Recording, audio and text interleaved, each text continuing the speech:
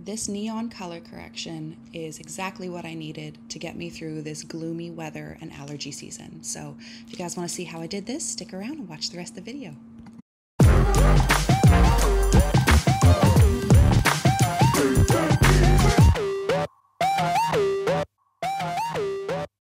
Welcome back, everybody.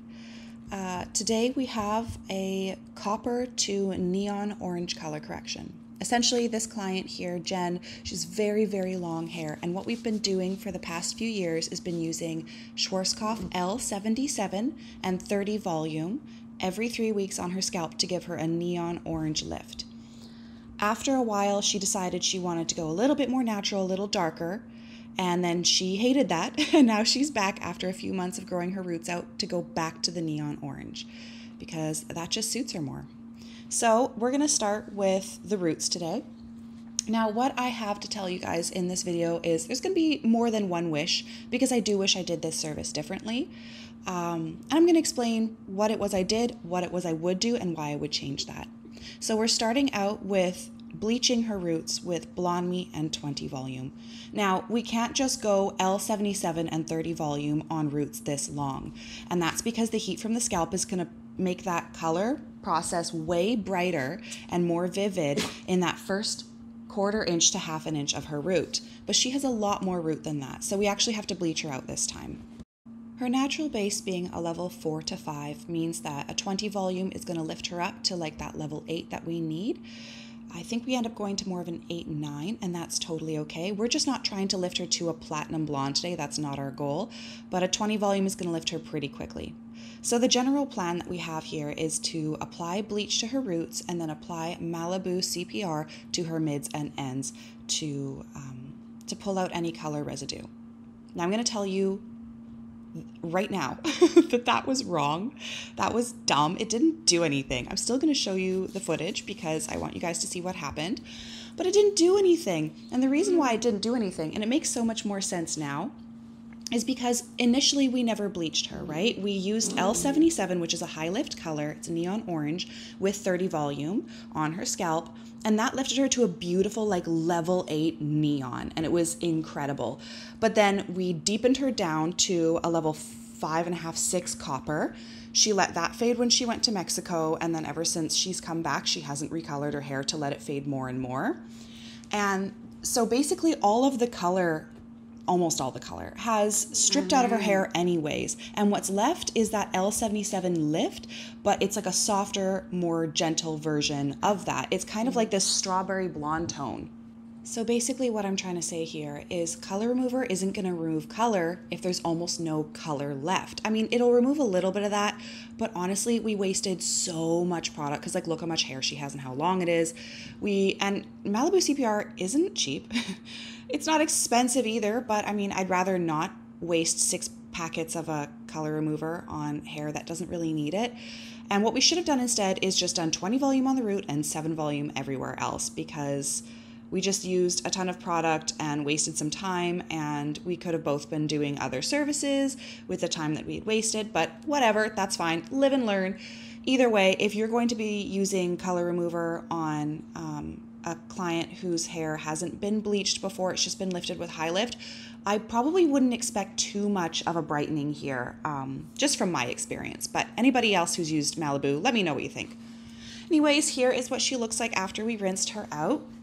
Those roots are a perfect level for the color that we're going for. They're bright, bright yellow. Very excited about that. But everything else looks brown and gross. So now we're going to be using our Schwarzkopf and 7 volume. And I didn't get most of that on camera because I don't know what happened. Anyways, here's what it looks like. It lifted up so fast. And that's why I use 7 volume, because we don't need that much of a lift here. We really don't. She's already at like a level 8. It's just kind of like a stained sandy level 8, and we're just trying to bump her up 1 level and to do it pretty quickly. And luckily I have Ethan here. We are tag teaming her today so that we can get this fast processing color done on lots of hair very fast so we get a more even result.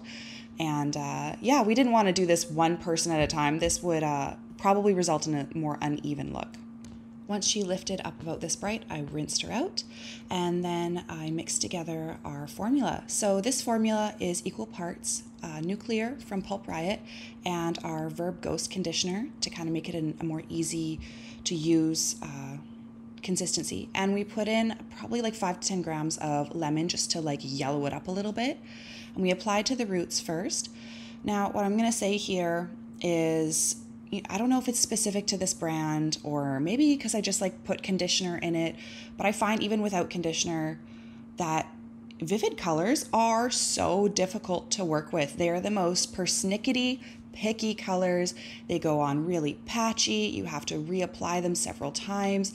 They don't like to be absorbed evenly. They're super difficult. So this is the painstaking process of applying a neon color to bleached hair on this long a hair.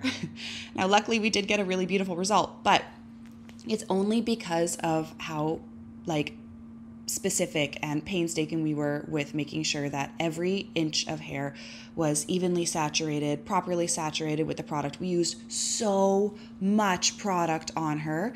We used that bowl. We mixed that bowl 3 times. So that's 600 grams of color. It's so much. So does anybody have any vivid color brands that they'd recommend based on like application? Like is something easier to apply? Does it get a more even result? Because I find Pulp Riot's colors are to die for, but their application, they're not very spreadable. So I do find that I have to apply a conditioner.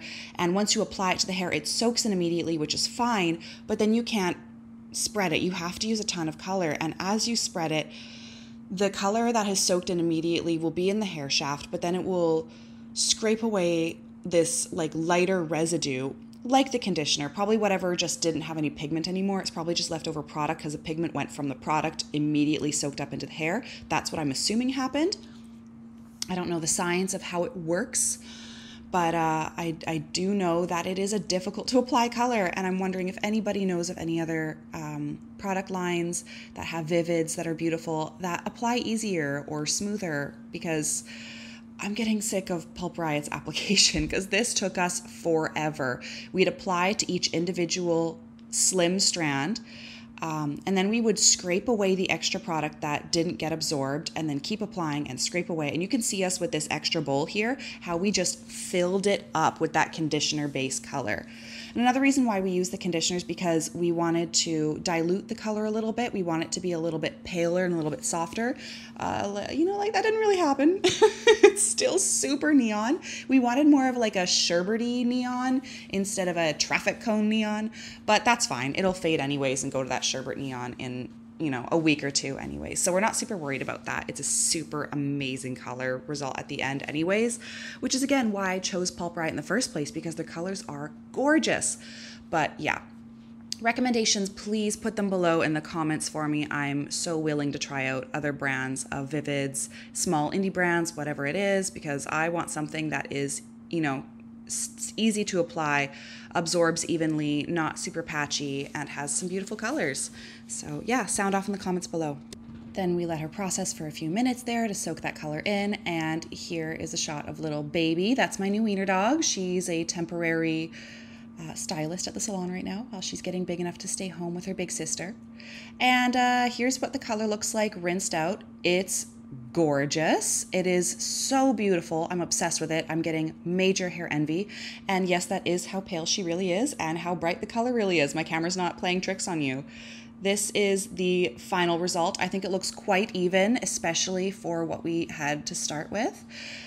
Please remember to follow me on Instagram at Bleach Daddy. I'm there as well if you want to see some more photos of this result. And yeah, please also remember to show Ethan some love too. He's Ethan Irvine Hair on Instagram. He has been working for me ever since the beginning. Love him so much. He's an incredible stylist. So please go share the love to Ethan too, you guys, at Ethan Irvine Hair on Instagram.